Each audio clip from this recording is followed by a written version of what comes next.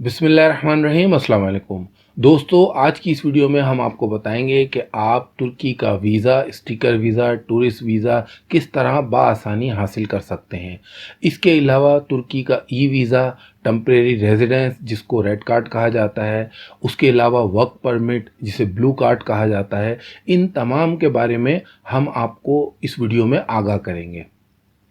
Friends, जो लोग तुर्की पहले जा चुके हैं वो तो यकीनन आने वाले वक्त में उन्हें फ़ायदा होगा ही होगा, लेकिन एक बहुत ही इम्पॉर्टेंट आपके साथ इन्फॉर्मेशन शेयर कर रहा हूँ। आने वाले चंद सालों में तुर्की की इकोनॉमी को एक बहुत बड़ा बूस्ट मिलने वाला है।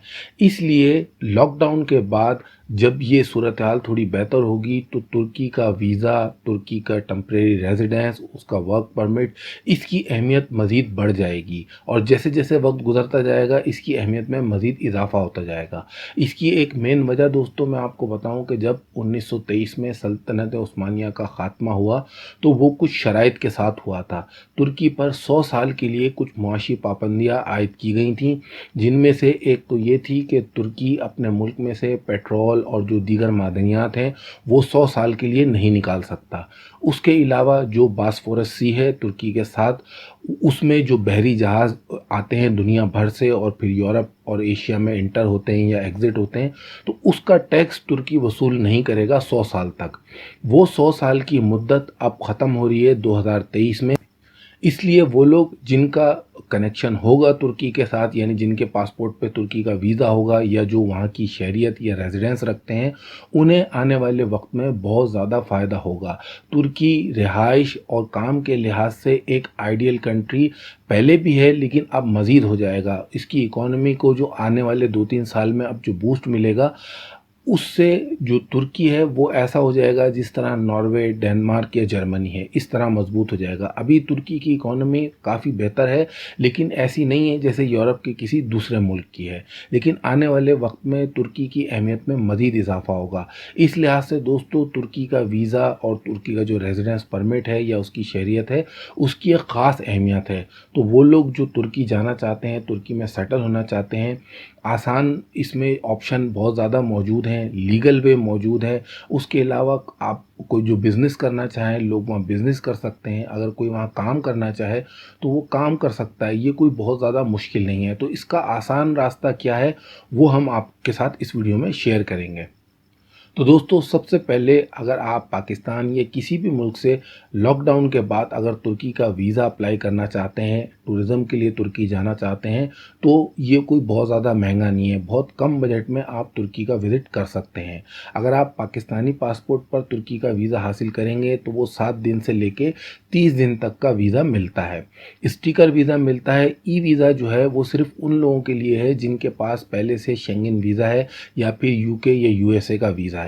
वो लोग ई वीज़ा तुर्की का अप्लाई कर सकते हैं। अदरवाइज़ आप अगर तुर्की जाना चाहते हैं टूरिज़्म के पर्पज़ के लिए तो आपको स्टिकर वीज़ा, जिसे टूरिस्टिक वीज़ा कहा जाता है, वो हासिल करना होगा। उसका अब मैं आपको प्रोसेस बताता हूँ। सबसे पहले आपको इसकी ऑफिशियल वेबसाइट पे आना होगा। यहाँ आप देखेंगे ऑनलाइन फॉर्म का एक लिंक है।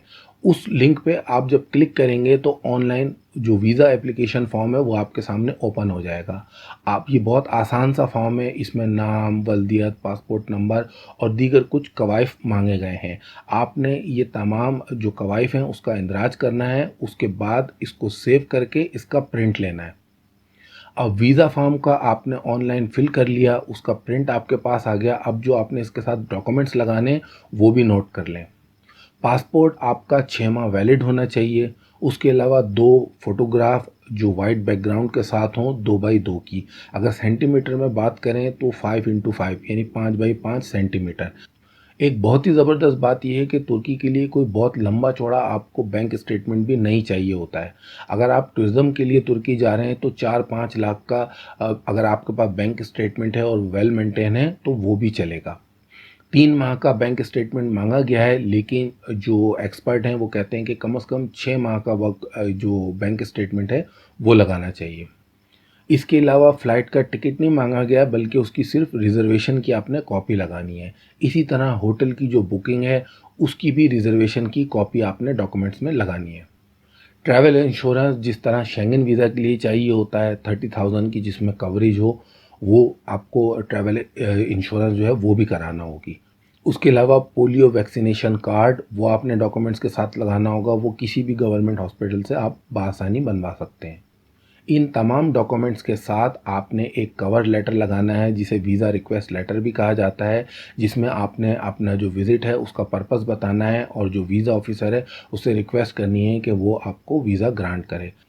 अगर आप कहीं जॉब करते हैं तो उसके तमाम डॉक्यूमेंट्स जैसे आपका सैलरी स्लिप्स और जो आपका अपॉइंटमेंट लेटर वगैरह होता है या जॉब ऑफ़र लेटर होता है वो आपको लगाना होगा।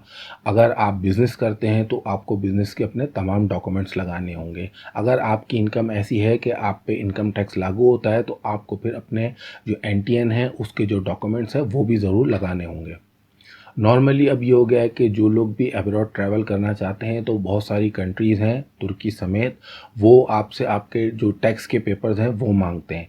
तो अगर आपकी इनकम ऐसी नहीं है तो आपने इसमें परेशान नहीं होना है। आप किसी भी लॉयर से रब्ता करें जो इनकम टैक्स वगैरह को डील करते हैं, तो वो एफबीआर से आपका जो टैक्स का पेपर होता है वो बआसानी आपका जो आईडी कार्ड नंबर होता है उसके ज़रिए वो आपको उसका प्रिंट निकाल कर दे देंगे। तो ये कोई इतना ज़्यादा मुश्किल नहीं है।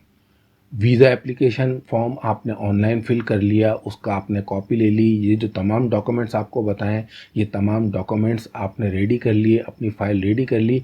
अब आप एम्बेसी को डायरेक्ट अप्रोच नहीं कर सकते हैं तुर्की के वीज़ा के लिए। उसके लिए दो वीज़ा सर्विस सेंटर हैं पाकिस्तान के लिए। अगर आप किसी और कंट्री से अप्लाई करना चाहते हैं तो वहाँ हो सकता है आपको एम्बेसी या कॉन्सुलेट से रब्ता करना पड़े और अपॉइंटमेंट लेना पड़े। लेकिन पाकिस्तान के लिए ये है कि यहाँ पे दो वीज़ा सर्विसेज हैं, एक है अनातोलिया और दूसरी है गेटवे सर्विसेज। इन दोनों के ईमेल एड्रेस, वेबसाइट के एड्रेस, टेलीफोन नंबर, इसके लिए जो ऑफिशियल वेबसाइट का लिंक है वो हमने अपनी इस वीडियो के डिस्क्रिप्शन में शेयर कर दिया है, आप वहाँ से जाके चेक कर सकते हैं।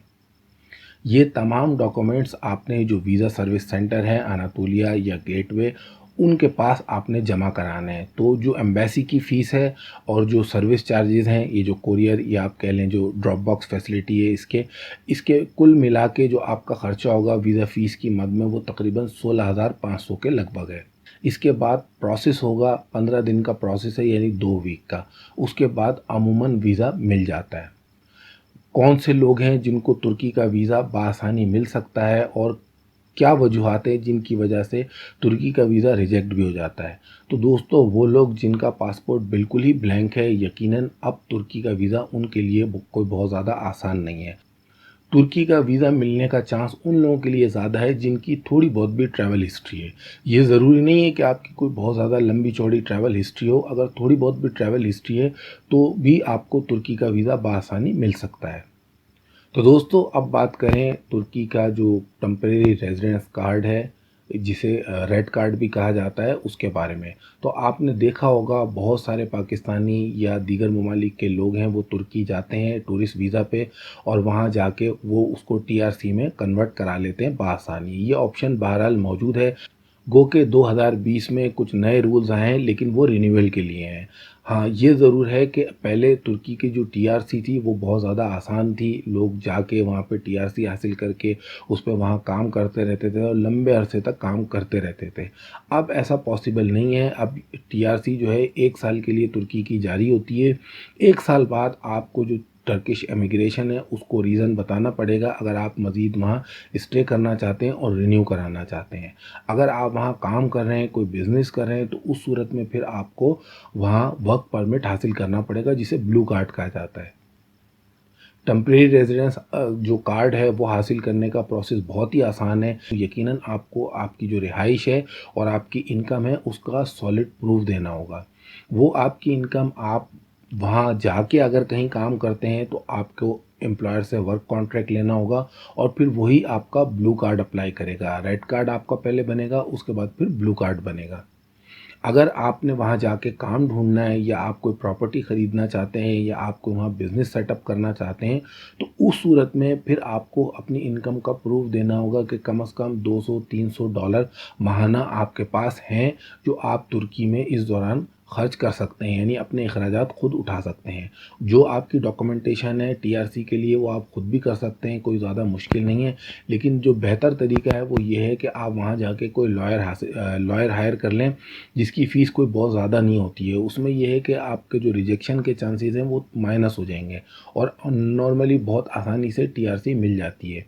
इसमें मज़ीद एक चीज़ ये है कि अगर 1 साल की आप टीआरसी लेंगे तो आपको जो हेल्थ इंश्योरेंस है, चाहे वो जनरल इंश्योरेंस हो या हेल्थ इंश्योरेंस हो, वो भी आपको साथ लगाना होगा।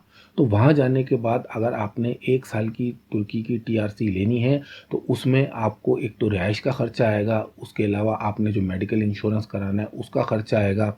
इसी तरह आपने अपनी इनकम का प्रूफ देना है और उसके अलावा जो अगर आप लॉयर हायर करते हैं तो उसका भी आपको ख़र्चा उठाना होगा। अब टीआरसी अमूमन इसको टूरिस्ट कार्ड कहा जाता है। जो बेस है इसकी वो यही है कि टूरिज़्म के लिए वो एक्सटेंड कर देते हैं, बजाय वीज़ा के वो एक कार्ड जारी कर देते हैं कि आप अगर रहना चाहते हैं, मज़ीद टूरिज़्म करना चाहते हैं तुर्की में तो 1 साल तक आप कर सकते हैं। लेकिन जो टीआरसी है ये दीगर मकासद के लिए भी यूज़ होती है। मिसाल के तौर पे अगर आप किसी शॉर्ट टर्म स्टडी प्रोग्राम में हिस्सा लेना चाहते हैं, जैसे टर्किश लैंग्वेज का कोई शॉर्ट कोर्स करना चाहते हैं, महीने 2 महीने 3 महीने का, तो आप बिल्कुल वो कर सकते हैं। अगर आप कोई बिज़नेस की कोई दुकान ख़रीदना चाहते हैं, कोई बिज़नेस करना चाहते हैं, कोई अपॉर्चुनिटी वहाँ देखना चाहते हैं, तो उसके लिए भी आप ये जो टीआरसी है 1 साल की ये हासिल कर सकते हैं। लेकिन ये याद रखिए कि तुर्की की जो टीआरसी है 1 साल की, इस पर काम करने की इजाज़त नहीं होती है। अगर वहाँ किसी ने काम करना है तो उसका लीगल तरीका ये है कि आप फिर ब्लू कार्ड के लिए अप्लाई करें। अगर आप सेल्फ़ एम्प्लॉयड हैं तो आप खुद अप्लाई करें। उसमें भी आपको ये इनकम का अपनी प्रूफ देना होगा कि मेरी इतनी इनकम है और मैं वहाँ सर्वाइव कर सकता हूँ 1 साल के लिए। उस सूरत में अगर आप ब्लू कार्ड खुद अप्लाई करते हैं तो आपको फिर उसका जो टैक्स है वो अदा करना होगा। हर माह जो उसका टैक्स होता है वो अदा करना होगा। अदरवाइज़ आप किसी एम्प्लॉयर के पास काम करते हैं तो फिर एम्प्लॉयर आपका वो टैक्स अदा करता है। पहले ये होता था कि जो लोग टीआरसी यानी रेड कार्ड वो बनवा लेते थे और उस पे काम वहाँ करते हैं लोग, अभी भी करते हैं। लेकिन ये है कि बेहतर है कि आप लीगल रास्ता इख्तियार करें, कोई एम्प्लॉयर ढूंढें और फिर ब्लू कार्ड अपना बनवाएं। कौन कौन से ऑक्यूपेशन के लोग हैं जिनको तुर्की में बआसानी काम मिल जाता है, तो उसमें आप ये समझ लें कि जो सिलाई का लोग काम करते हैं उनको बआसानी वहाँ काम मिल जाता है। उसके अलावा टेक्निकल, मैकेनिकल, इलेक्ट्रिकल या प्लम्बिंग इस तरह का जो कोई टेक्निकल काम जानते हैं उन्हें भी बआसानी वहाँ काम मिल जाता है। इसके अलावा होटल, रेस्टोरेंट्स और जो फैक्ट्रीज़ वगैरह हैं वहाँ पे भी लोगों को काम मिल जाता है। लेकिन दोस्तों ये याद रखिए कि ऐसा नहीं है कि आप जाएंगे और जाते के साथ ही आपको वहाँ काम मिल जाएगा। तो दोस्तों तुर्की का टूरिस्टिक वीज़ा या विज़िट वीज़ा या तुर्की की रेजिडेंस कार्ड और ब्लू कार्ड, इसके बारे में जो बुनियादी इन्फॉर्मेशन थी इस वीडियो में हमने वो आपके साथ शेयर की। तो ये इन्फॉर्मेशन आपको कैसी लगी? आप में से कौन कौन से लोग पहले तुर्की जा चुके हैं? अगर जा चुके हैं तो आप अपना एक्सपीरियंस ज़रूर हमारे साथ शेयर कीजिए, हमें कमेंट करके बताइए। इसके अलावा आप में से वो कौन कौन से लोग हैं जो तुर्की जाना चाहते हैं, खुद जाना चाहते हैं या फैमिली समेत जाना चाहते हैं, टूरिज़्म के लिए जाना चाहते हैं या वहाँ परमानेंट सेटलमेंट का इरादा रखते हैं? तो ऐसी सूरत में भी आप हमें कमेंट करके बताइए, अपना एक्सपीरियंस ज़रूर शेयर कीजिए। अगर आपका कोई सवाल है इस हवाले से तो हम उसका भी जवाब देने की कोशिश करेंगे। तो दोस्तों उम्मीद करते हैं ये वीडियो आपको अच्छी लगी होगी। अगर ये वीडियो आपको अच्छी लगी तो इस वीडियो को लाइक कीजिए, अपने दोस्तों के साथ भी शेयर कीजिए और हमारे चैनल पिक्स ट्यूब को सब्सक्राइब कीजिए। शुक्रिया।